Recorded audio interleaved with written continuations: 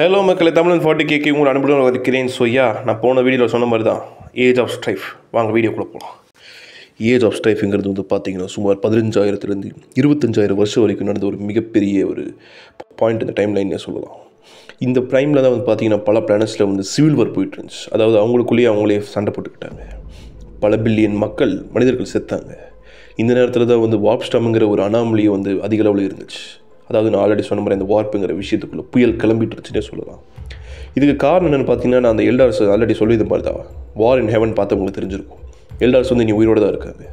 அவங்க பண்ண பல விஷயங்கள்னால தான் இந்த வார்ப் ஸ்டார்ம் வந்து ஃபியூலாக இருக்குது. அது என்னங்கிறத பார்ப்போம்.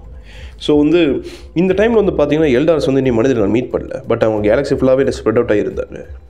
வார்ப் ட்ராவலில் வந்து இப்போது மனிதர்களால் பண்ண முடியாத காரணமே இந்த வார்ப் ஸ்டார்ம் தான். கம்யூனிகேஷனும் கட்டு, ட்ராவலும் கட்டு. ஸோ வந்து மனிதர்கள் எல்லாமே வேறு கேலக்ஸியில் இருக்க ஏதோ இடங்களில் இருக்கிற பிளானட்ஸில் வந்து காலனைஸ் பண்ணி வாழ்ந்துருக்கிற மக்கள் வந்து நம்ம எங்கேருந்து வந்தவங்கிற அந்த சோர்ஸே தெரியாமல் ஒரு மாதிரி ஐசோலேட்டடாக இருந்தாங்க, தனிமையில்னு சொல்லலாம். ஏன்னா இப்போ வந்து நம்ம கேலக்ஸியில் இருக்கிற மாதிரி கிடையாது. ஒவ்வொரு இடத்துலையும் டைம் வேறு மாதிரி போகும். ஸோ வந்து இப்போ இங்கேருந்து அங்கே கம்யூனிகேஷன் கட் ஆயிடுச்சுன்னா அங்கே பல தலைமுறைகள் போனதுக்கப்புறம் நீங்கள் போய் அங்கே நாங்களும் உங்களோட இனத்தை தான் சேர்ந்து தான் சொன்னால் அவங்க நம்மளுக்கு ஏலியன் மாதிரி தானே பார்ப்பாங்க. ஏன்னா அங்கே டைம் ரொம்ப ஸ்பீடாக போயிருக்கும். இங்கே நம்மளுக்கு எந்த மாதிரி போயிருக்கும் தெரியாது. ஸோ தனியாக இருக்கிறதுனால அது ஒரு பிரச்சனையும் கூட.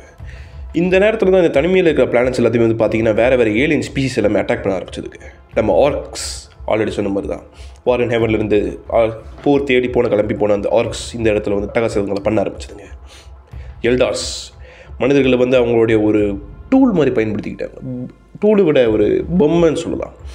ஸோ இந்த மனுஷங்களை வந்து அவங்களுடைய வித்தியாசமான மோசமான ரொம்ப கொடூரமான விஷயங்களுக்காக பயன்படுத்திக்கிட்டாங்க. அதை பற்றி என்னால் பேசவே முடியாது. பேசினா கம்யூனிட்டி கைட்லைன்ஸ் கொடுத்து ஸ்ட்ரைக் போட்டுருவாங்க.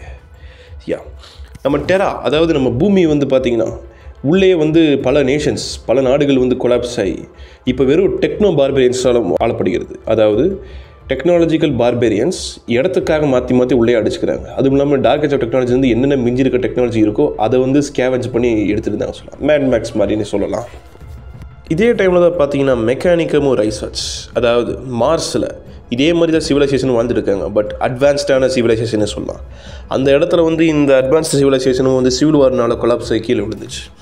மிஞ்சி போனவங்க எல்லாருமே ஒன்றாக சேர்ந்து டெக் ப்ரீஸ்ட்டுங்கிற ஒரு இதை மாறிட்டாங்க. இவங்க எல்லாருமே சேர்ந்து ஒரு கல்ட் உருவாக்கினாங்க. ஒரு மதத்தையே சொல்லலாம். கல்ட் மெக்கானிக்கம் அதோடைய பேர். இவங்க எல்லாருமே வந்து மிஷின்ஸை கடவுளாக வணங்குற கும்பல்னே சொல்லலாம். ஏன்னா இந்த கொடுமைகளையும் இதுலேயும் இந்த சர்வை பண்ணணுன்னா மிஷின்ஸால் மட்டும்தான் முடியுங்கிறனால அதை கடவுளாகவே வணங்க ஆரம்பிச்சுக்கிட்டாங்க.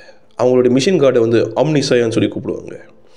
மனுஷங்க வந்து பார்த்திங்கன்னா இந்த சஃபரிங் எல்லாமே 5,000 வருஷம் வந்து தாங்கிட்டு இருந்தாங்கன்னு சொல்லலாம்.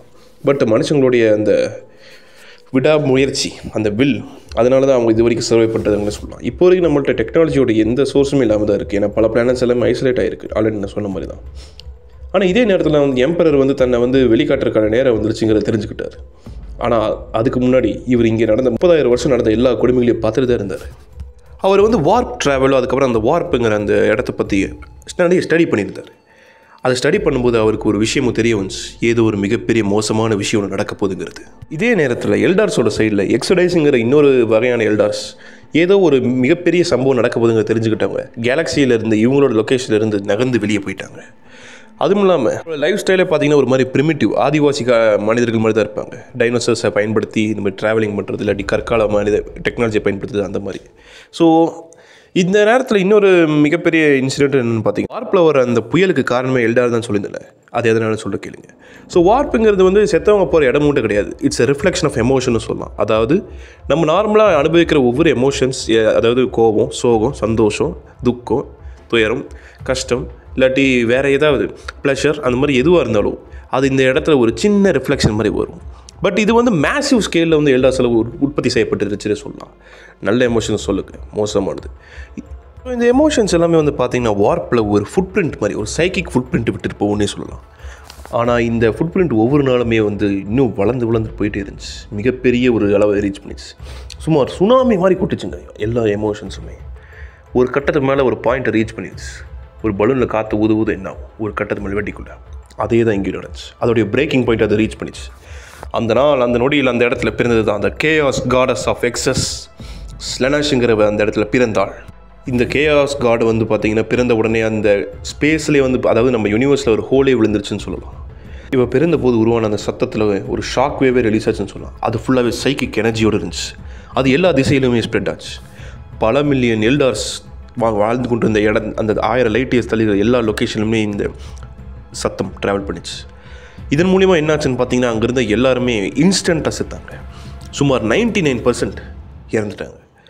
அவங்க இறந்து போனவங்க எல்லாத்தோடைய சோல்ஸுமே இவ உடனே கன்சியூம் வேறு பண்ணிட்டா.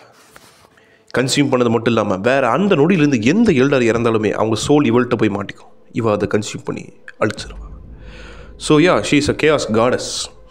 அதுவும் இல்லாமல் இவ வந்து அடுத்த மெயினாக பண்ண வேலை என்னென்னு பார்த்தீங்கன்னா, இவங்களுடைய நார்மலாக இருந்த எல்டார்ஸுடைய கடவுள்களை வந்து கொள்றதுக்காக கிளம்பினான். அதில் பிழைச்ச சில கடவுள்கள் மட்டும்தான் இருந்தாங்க. ஈஷா, த காடஸ் ஆஃப் ஹீலிங், அனைத்து நோய்களை குணப்படுத்தக்கூடிய கடவுள்.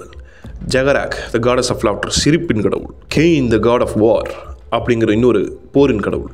ஆனால் இவன் வந்து பார்த்திங்கன்னா பல மில்லியன் ஷாட்ஸாக வந்து செதறப்பட்டான். ஸோ வந்து ஒரு ஹாஃப் சர்வைவிங் மாதிரி ஸ்டேட்டில் தான் இருக்காருன்னு சொல்லலாம். ஸோ வந்து இதில் இந்த எல்டார்ஸில் வந்து பிழைச்சது யாரெல்லாம் பார்த்தீங்கன்னா, எக்ஸடைட்ஸ், ஆல்ரெடி சொன்ன மாதிரி அந்த பிளாஸ்ட் எடிஸ் விட்டு எக்ஸடைட்ஸ் வந்து வெளியே இருந்தனால பொழைச்சிட்டாங்க.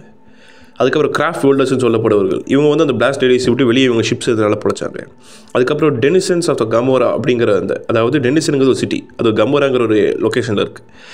கமோரானா கார்டியன்ஸ் கேலக்ஸி கிடையாது, வேணும்னு சொல்லக்கூடிய ஒரு லொக்கேஷனில் வந்து பார்த்தீங்கன்னா இவங்களுடைய பாக்கெட் டைமென்ஷனுக்குள்ளே இந்த சிட்டியில் இவங்க வந்தாங்க. அதனால் தப்பிச்சிட்டாங்க. இவங்க தான் வந்து லேட்டராக டார்க் எல்டார்ஸ்னு கூப்பிடப்படுவாங்க. இந்த வார்ப் ஸ்டார்ம் எல்லாமே வந்து இப்போது இன்னொரு சம்பவத்துமே பண்ணிச்சு சொல்லலாம். அதாவது இந்த கேஆஸ் காடஸ் வந்து அந்த கருவறையில் இருக்கும்போது எப்படி வந்து ஒரு வகையான நம்ம வந்து எப்படி அம்மாவோட வயிற்று உதைப்போம், அந்த மாதிரி ஒரு உதைச்ச ஒவ்வொரு உதயம் தான் வந்து இந்த வார்ப் ஸ்டார்மை உருவாக்கிட்டு இருந்துச்சு. ஸோ இவ பிறந்தநாள் என்னாச்சுன்னு பார்த்தீங்கன்னா, அந்த வார்ப் ஸ்டார்ம் எல்லாமே கிளியர் ஆயிடுச்சு. அதாவது அந்த வார்ப் ட்ராவல் இப்போ வந்து நம்மளால் எஸ்டாப்ளிஷ் பண்ண முடிஞ்சுது. மனித இனம் வந்து திரும்பி வார்ப் ட்ராவல் பண்ணுறதுக்கான அந்த ஆக்சசிபிலிட்டி கிடச்சுன்னு சொல்லுவோம். ஸோ வந்து இது வந்து 30,000 வருஷம் இந்த சம்பவம் நடக்கிறதுக்கு ஆச்சுன்னு சொல்லலாம். அதுவும் இல்லாமல் இப்போ வார்ப் ட்ராவல் திரும்பி பாசிபிள் ஆனதுனால மனிதர்கள் எல்லாமே திரும்பி ரீயூனைட் ஆகிறதுக்காக பிளான் பண்ணாங்க. அதுவும் இல்லாமல் இந்த நேரத்தில் தான் நம்ம எம்பரர், அதாவது நியோங்கிற படுவர அந்த நபர் அவருடைய முகத்தை வெளியே காமிச்சார். அதாவது அவர் இருக்காருங்கிறத எல்லாத்துக்குமே தெரிவித்தார். மனித இனம் இருக்கிற எல்லா பிளானட்ஸ்லேருந்து எல்லாத்தையுமே ஒன்றாக சேர்த்து ஒரே பேனர் கீழே கொண்டு வந்தார், the imperium of mankind. So இங்கேருந்து தான் நம்மளுடைய அடுத்த ஜேர்னி ஆரம்பிக்க போகுது. ஸோ இது வந்து பார்த்திங்கன்னா இப்போது இம்பீரியம் ஆஃப் மேன் கைண்ட், அதாவது மனிதர்கள் இருக்கிற எல்லா பிளானட்ஸ்லேருந்து எல்லாத்தையுமே ஒன்றாக சேர்த்து ஒரு மிகப்பெரிய படை மாதிரி வரும். ஸோ இந்த பாயிண்ட் இதை வந்து எங்கேருந்து ஸ்டார்ட் பண்ண ஆரம்பித்தாங்க, நம்ம சொந்த பிளானட் எர்த், அதாவது டெராவாக இப்போ நேம் மாற்றப்பட்டுக்கிற அந்த பிளானட்லேருந்து ஆரம்பித்தாங்க. ஸோ இப்போ வந்து பார்த்திங்கன்னா நம்மள்ட்ட ஸ்லெனாஷுங்கிற ஒரு கேஆஸ் காடஸ் பிறந்திருக்கனால தான் இந்த ஏஜ் ஆஃப் ஸ்ட்ரைஃப் வந்து இந்தளவுக்கு மிகப்பெரிய டேமேஜை பார்த்துச்சுன்னு சொல்லலாம். ஸோ இது வந்து இப்போது இந்த பாயிண்ட்லேருந்து நம்ம அடுத்த பாயிண்ட் என்னென்னு பார்க்க போகிறோன்னா, த யூனிஃபிகேஷன் ஆஃப் மேன் கைண்ட் அப்படின்னே சொல்லலாம். அதாவது மனித இனம் திரும்பி ஒன்றாக சேருது. அதை நான் உங்களை அடுத்த எபிசோடில் சந்திக்கும் போது சொல்கிறேன் கைஸ். அது வரைக்கும் உங்களது விடைபெறுகிறது உங்கள் தமிழன் 40K. பை, சியா.